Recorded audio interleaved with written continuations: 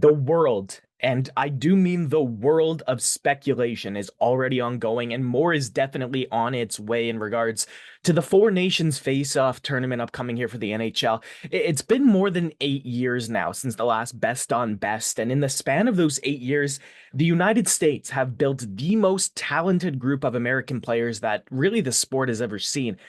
The improvement of this national team is truly quite remarkable. Let's take a look here at their last best on best international roster, and it's solid, sure, but this lineup truly doesn't have half the talent this group of Americans does.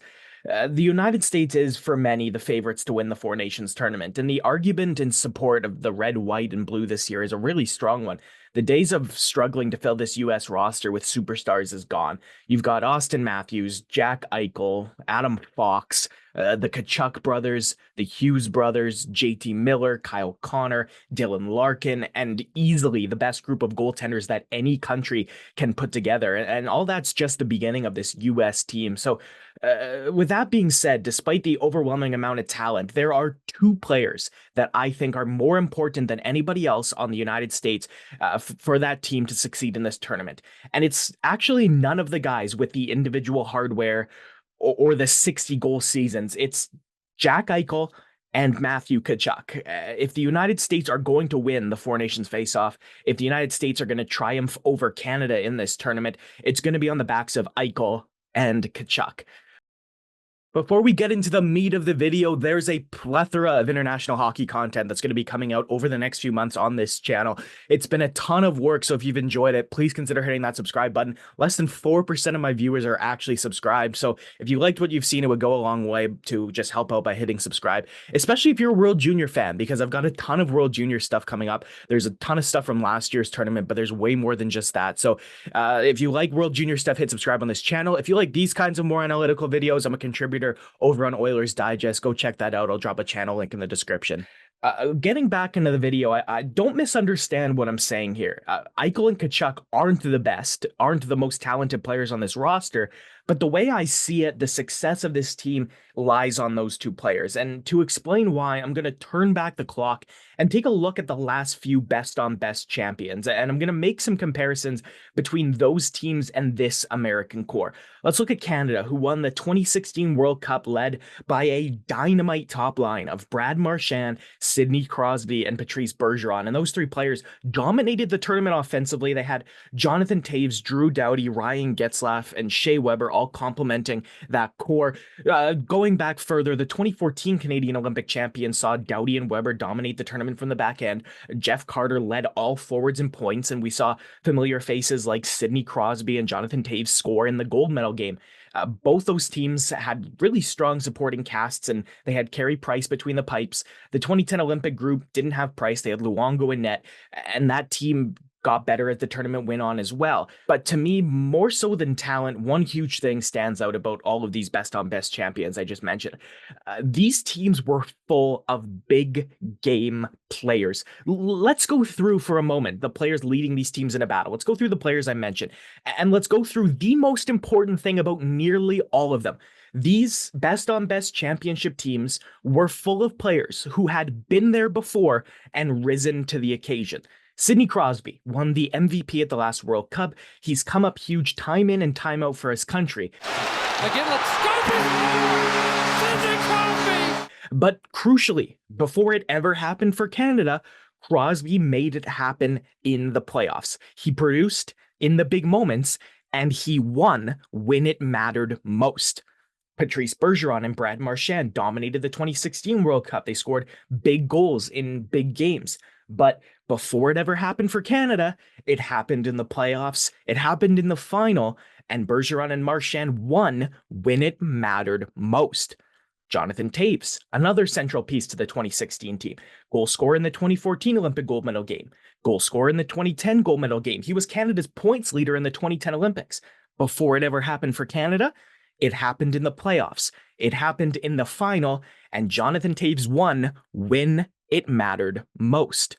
Drew Doughty was Canada's best player in 2014. He was a beast in every best on best game he's ever stepped into. And again, before he did it for Canada, he did it in the playoffs, he did it in the final, and Doughty won when it mattered most.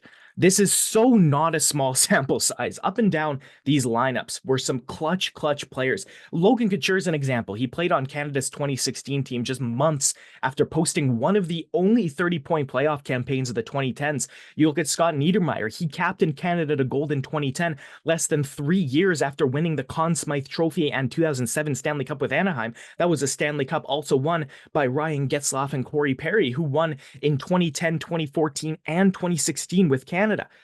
Up and down these last three best on best champions, these have been big game players, and it's not just the last three, that's just the sample size I'm using. But if you look back at any other best on best champions like Canada 2004, Sweden 2006, or anything in the 1980s, 1970s, you're gonna see the same pattern continue. All these guys were guys who performed when it mattered most, guys who had been there and done that at the biggest times. And if you take a look at this Canadian group, which are the current odds-on favorites to win the Four Nations Cup, this 2025 group of Canadian players, you can say much of the same for these guys. You have Crosby and Marchand, who will still be part of the team, but beyond them, you've got Braden Point, who scored 28 goals and 46 points in Tampa Bay's two Stanley Cup runs and scored the game winner for the 2020 Stanley Cup final against the Dallas Stars. You've got Sam Reinhart, who got 10 in last year's playoffs and scored the game-winning goal in Game 7 of the Stanley Cup final against the Edmonton Oilers. You've got Nathan MacKinnon and Caleb Makar, both of whom dominated the 2022 playoffs en route to the Stanley Cup, the latter of whom won the Conn Smythe that year. Connor McDavid is just coming off a playoff run in which he set the record for assists in a single postseason and won the Conn Smythe with 42 points, becoming the first finalist in 21 years to be playoff MVP. He's the best player in 21 years to play in the playoffs and not win the Stanley Cup. And while he hasn't been able to get over the finish line yet, you are a fool if you're doubting McDavid's big game ability, and him dragging his team within a goal of the 2024 Stanley Cup cannot be ignored either. Up and down this Canadian lineup, you look at guys like Carter Verhaeghe, like Alex Pietrangelo, like Ryan O'Reilly, like Mark Stone, and like Robert Thomas, all have experience in winning when it matters most. Now, I'll turn the focus to the Americans. The poster boy of this team since the jersey release back in October, two-time 60-goal scorer Austin Matthews is widely expected to be the best player on this American team. When you think of Austin Matthews in the big game, in the big moment, when you think of Austin Matthews at times in which it matters the most, it's a very different picture than that of Cale Makar, Nathan MacKinnon, or Braden Point in those big moments.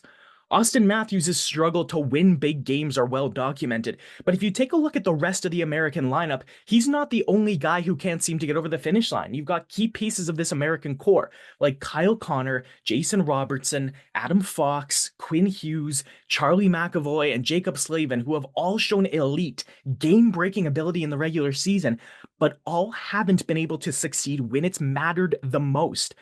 Players who know what it takes to be champions are few and far between on this American roster, which is where I think Jack Eichel and Matthew Tkachuk are crucial.